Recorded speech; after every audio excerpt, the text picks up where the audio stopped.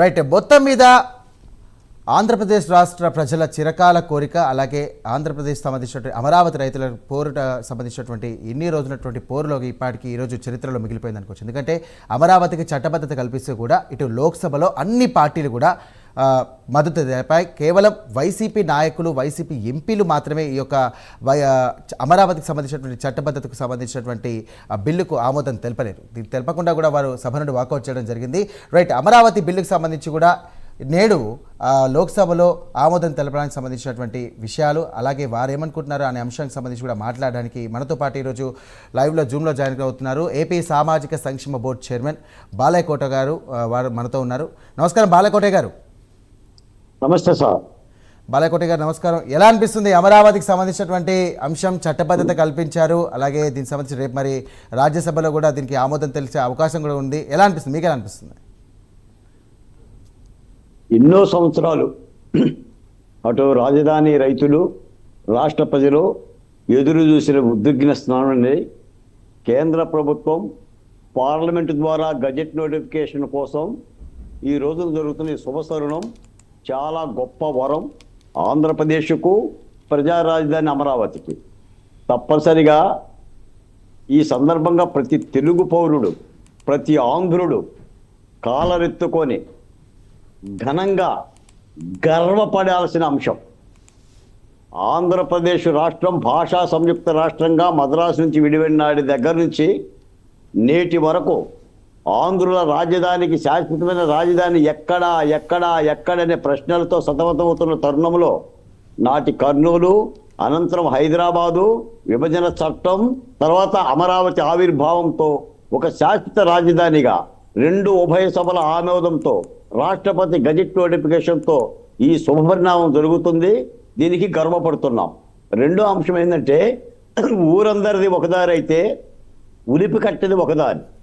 అలాగనే ఈ రోజున అత్యున్నతమైన పార్లమెంటులో Janasena, Telugu Desam, BJP, SP, NSP, ఇతర అన్ని రాజకీయ పార్టీలు అమరావతికి మద్దతు పలికితే, ఘనమైన స్వాగతం పలికితే, కేవలం ఏకాకిగా ఉలిపి కట్టెగా జగన్మోహన్ రెడ్డి గారి పార్టీ, వైసీపీ పార్టీ పార్లమెంటు నుంచి పారిపోయింది. పార్లమెంట్లో నిలబడి దమ్ము లేక, సమాధానం చెప్పలేక, అమరావతిని ఆహ్వానించలేక చేసిన తప్పులు, చేసిన పాపాలు ఎక్కడ గుచ్చుకుంటాయోనని మిథున్ రెడ్డి పారిపోయాడు. మద్యం కేసులో ముద్దాయి కూడా పార్లమెంటులో అమరావతికి మద్దతు పలుకుతాడా? సిగ్గుండొద్దు సార్. ఇంత జరిగిన తర్వాత కూడా తన గొయ్యి తాను తవ్వుకున్నట్టుగా నేడు వైసీపీ పార్టీ ఒక చారిత్రక తప్పిదం చేసింది. ఇక ఈ పార్టీని ఆంధ్రప్రదేశ్లో ప్రజలు బహిష్కరించాలని కోరుతున్నాను, పిలుపునిస్తున్నాము. ఇక ఆంధ్రప్రదేశ్లో వైఎస్ఆర్ కాంగ్రెస్ పార్టీ, జగన్మోహన్ రెడ్డి గారు రాజకీయాలు చేయటానికి అనర్హులు. రాజధాని ఎక్కడుందో తెలియలేని ఈ పార్టీ దుర్మార్గంగా ఏంటి సార్, మళ్ళీ ఏంటది? బందరు, విజయవాడ, గుంటూరా, మావిగాన, ఏమిటి అపరిచిత నినాదాలు? జగన్మోహన్ రెడ్డి గారు ఆరోగ్యంగానే ఉన్నారా? మా డౌట్ వస్తుంది. ఆయన ఆరోగ్యంగా ఉన్నాడా, ఆరోగ్యంగా లేరా? భారతిరెడ్డి గారు సమాధానం చెప్పాలి. ఎంత దుర్మార్గమైన వైఖరి అంటే నాటి హైదరాబాద్ కోల్పోతున్నప్పుడు 5.5 కోట్ల మంది ఆంధ్ర రాష్ట్ర ప్రజలు రాజధాని కోసం ప్రాణాలు ఇచ్చిన దృశ్యం ఉంది. ప్రాణాలు ఇచ్చారు, అలిసిపోయాము. ఏడాది పాటు రాజధాని కోసం ఉద్యమాలు చేశాము.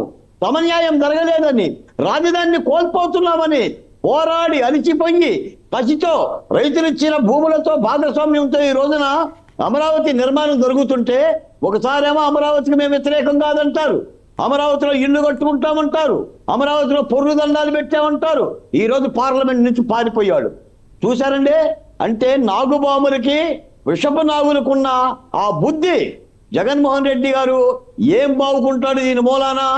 అమరావతికి ద్రోహం చేయబట్టే, అమరావతికి అన్యాయం చేయబట్టే గత ఎన్నికల్లో 11 సీట్లతో కుదేలయ్యాం. ఈ రోజున జగన్మోహన్ రెడ్డి గారు ఎక్కడుంటున్నాడు? బెంగళూరులో ఉంటున్నాడు. ఈ రాష్ట్రంలో రాజకీయాలు చేస్తూ బెంగళూరులో పారిపోవాల్సిన దౌర్భాగ్యం ఎందుకు వచ్చిందంటే, అమరావతి మీద చేసిన దాష్టీకాలు, దారుణాలు, శాపాలు, పాపాలు మళ్ళీ ఇప్పుడు తన గొయ్యి తాను తవ్వుకున్నట్టుగా నేనేనాడు అనుకోలా. అమరావతిలో తప్పులు జరిగితే ప్రజాస్వామ్యంగా ప్రతిపక్షం ప్రశ్నించవచ్చు, కానీ అసలు రాజధానే వద్దంటూ వెనక్కి వెళ్తున్న ఈ దృశ్యాన్ని రాష్ట్ర ప్రజలు అర్థం చేసుకోవాలి. వైసీపీ పార్టీకి ఆంధ్రప్రదేశ్లో రాజకీయాలు చేసే నైతిక అర్హత లేదు. జగన్మోహన్ రెడ్డికి అమరావతి గురించి మాట్లాడే నైతిక అర్హత లేదు. మళ్ళీ అమరావతి మీద ఎవరైనా సరే రాళ్ళేసినా బూతులు మాట్లాడినా తోలు చేస్తామని చెప్తున్నాం.